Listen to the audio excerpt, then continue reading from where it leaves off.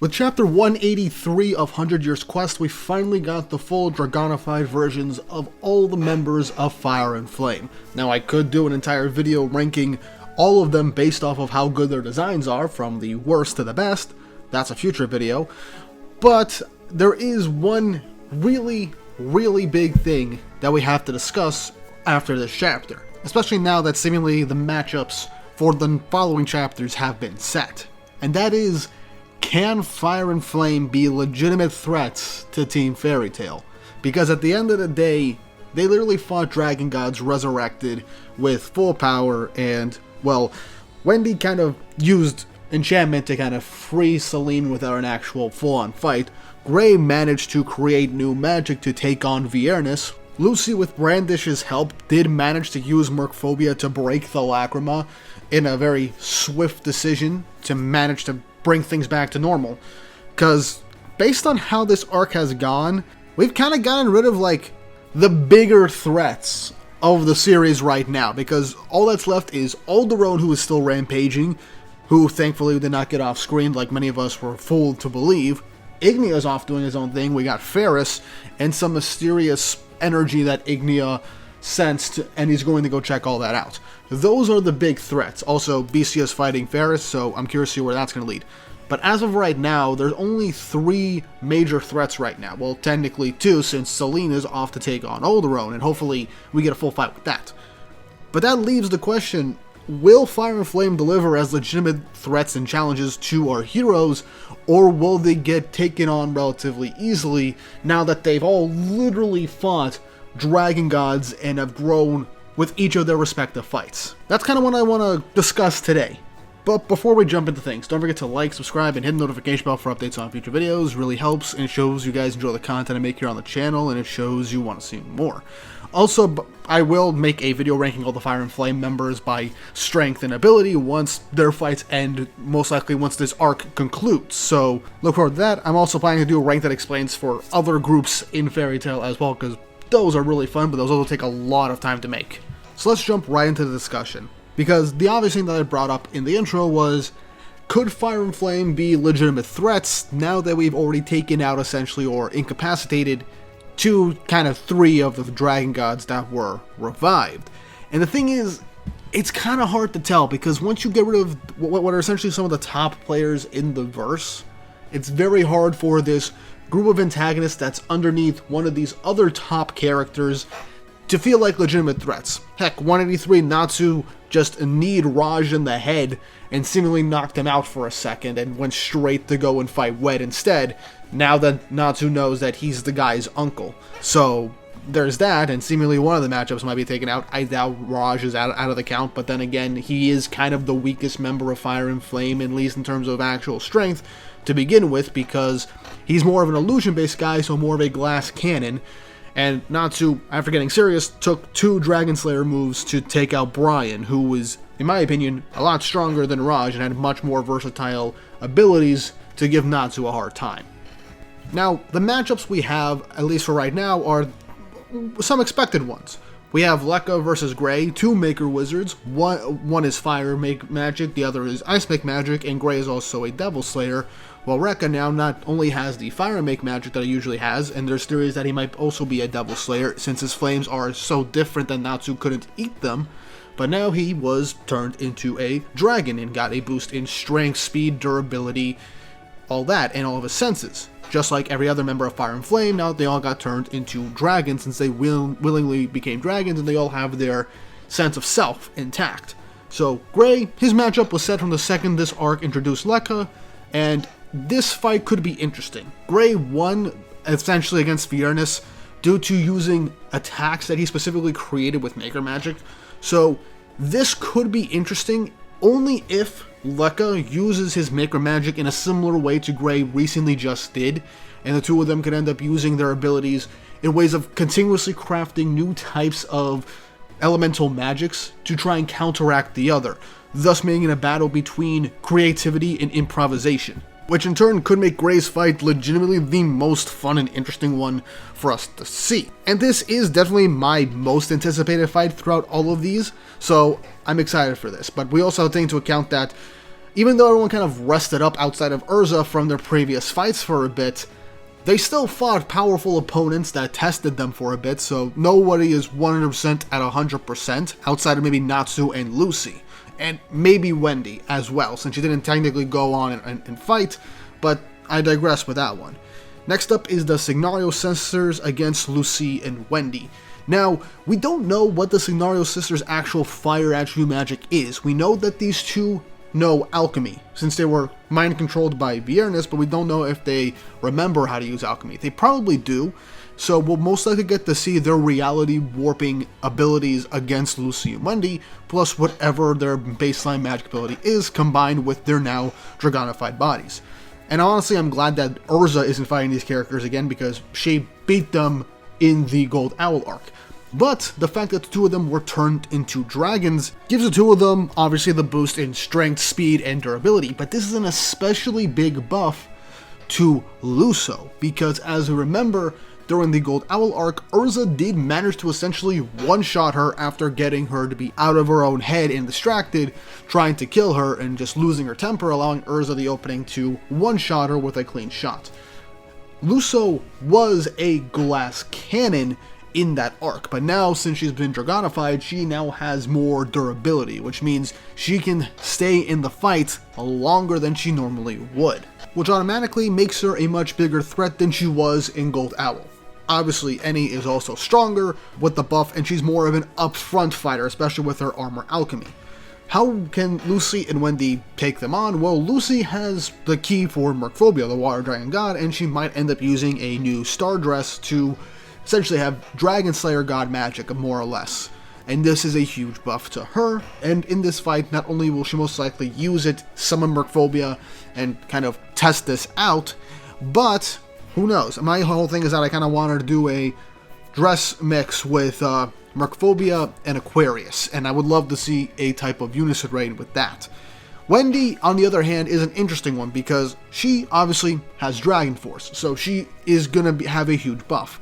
And her enchantment magic is OP as hell, so she can probably get around to doing stuff, and she might actually be able to use enchantment magic to kind of to separate the dragon magic that is dragonifying the sisters to turn them back to normal, making them easier to beat. But that's only if Wendy has an opportunity to use this in the fight, so there's that.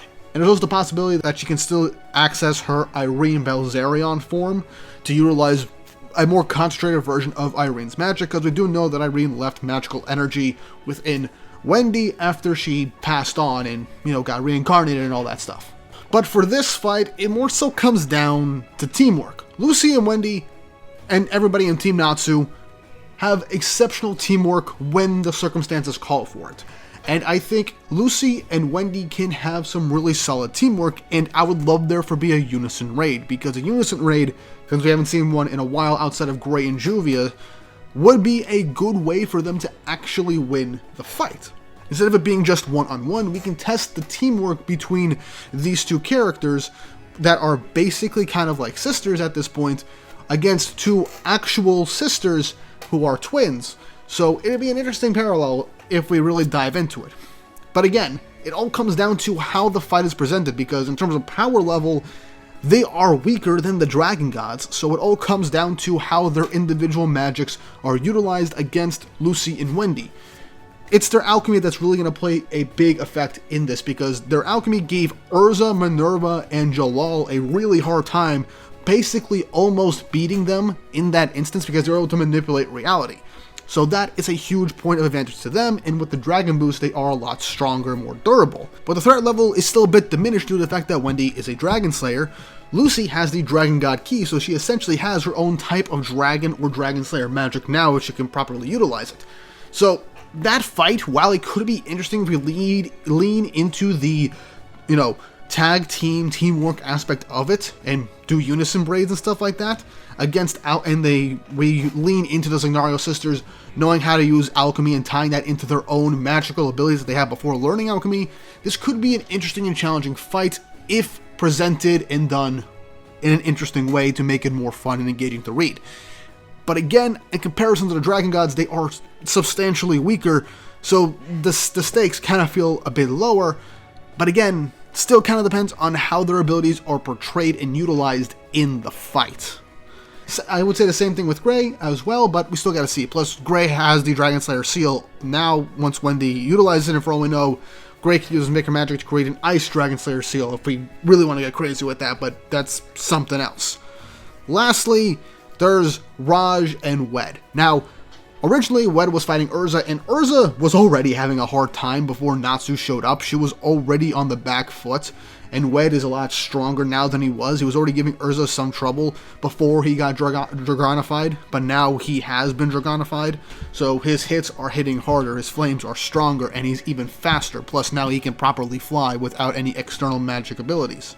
While Erza requires magical power to keep switching between her armors to find one that can help her in the fight. Now, we all know how Erza's fights tend to go. She either pulls something out her butt, or she overpowers the opponent by going into Clear Heart and just, doing the same thing, same blow that she tends to do to win a lot of her major fights. That's how Erza's pattern tends to go, and honestly, it's always a lot of fun, but sometimes it can be a bit too quick, like with the Signario sisters in the previous arc.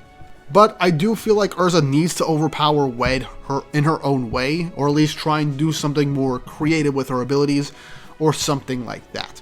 Or, if we want to be really crazy, we could have, Erza lose for the first real time.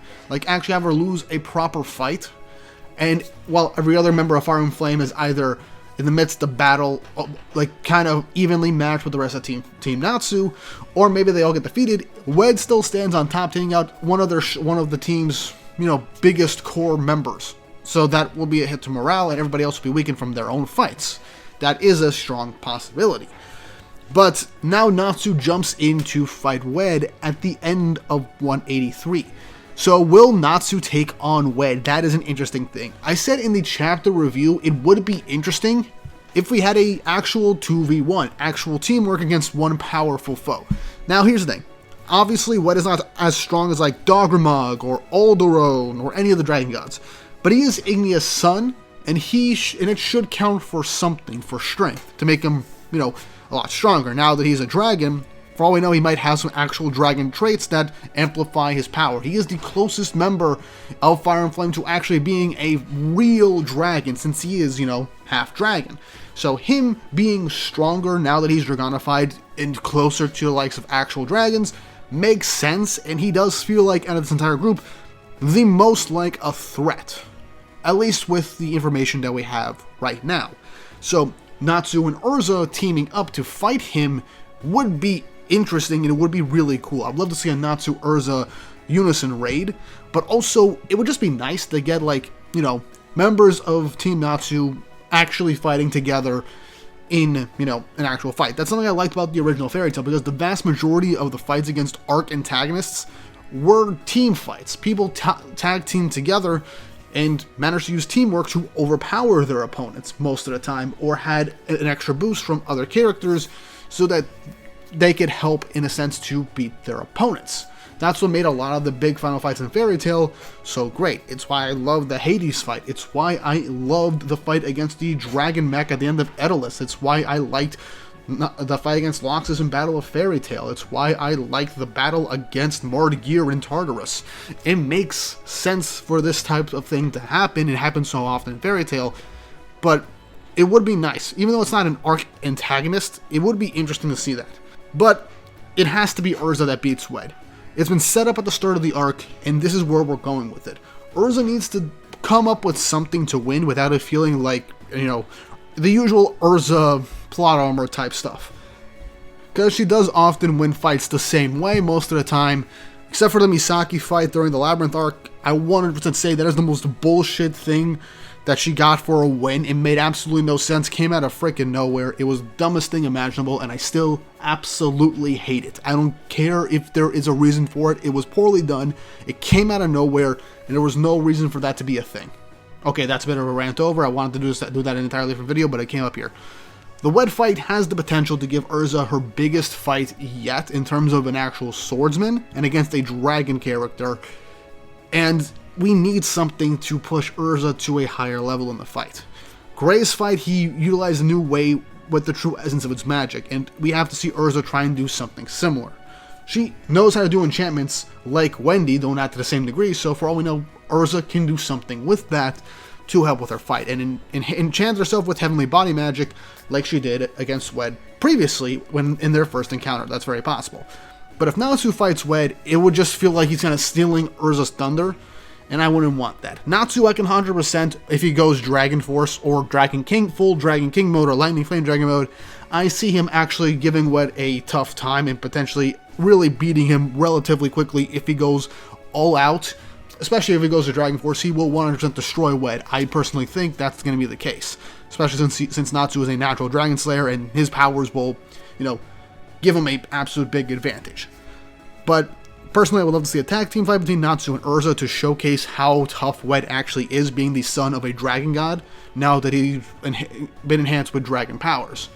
But that's just me. It's probably just going to be Erza taking on the fight and winning in some way. I just needed to be good and have Erza come up with something cool and creative to actually win the fight, instead of just overpowering the opponents in a relatively quick manner like we've seen in this sequel series primarily a lot. I kind of left Raj out. I said at the beginning he kind of got kneed by Natsu, left for dead, and Natsu ricocheted to Wed.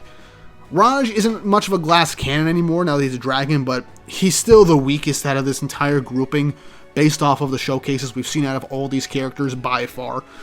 And Raj's main magic is illusions, and once you know it's an illusion, you can counteract it in any number of ways, and Natsu could probably just eat the illusion of fire, so there's that.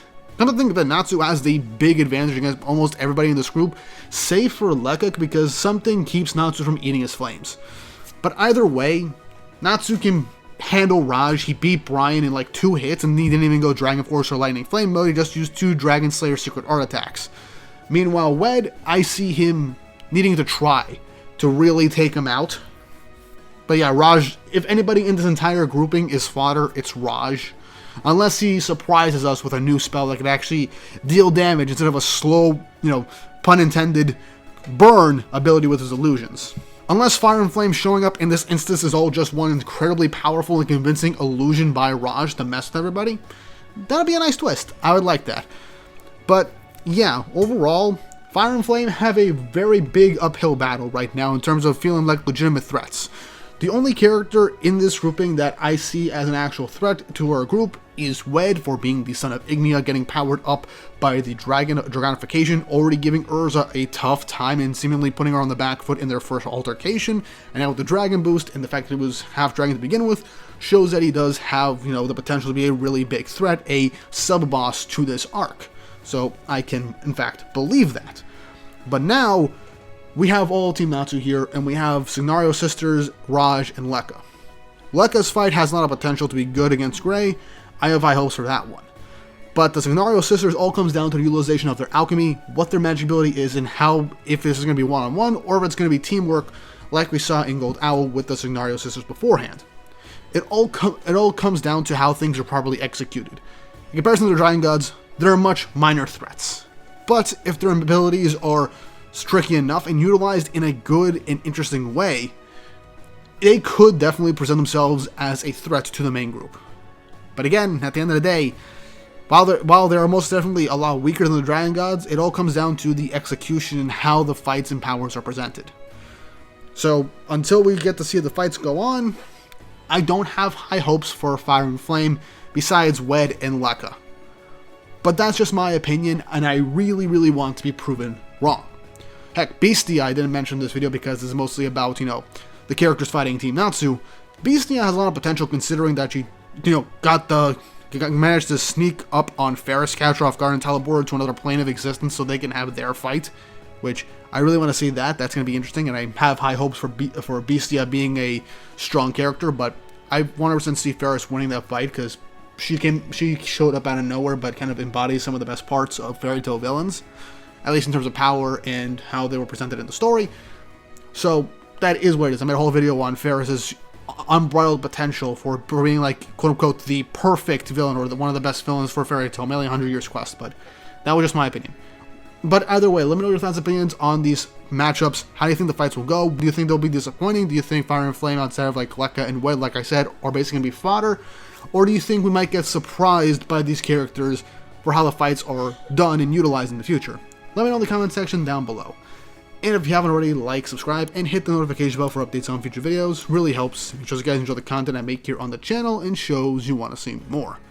Now with all that said and done, hope you all have an awesome day.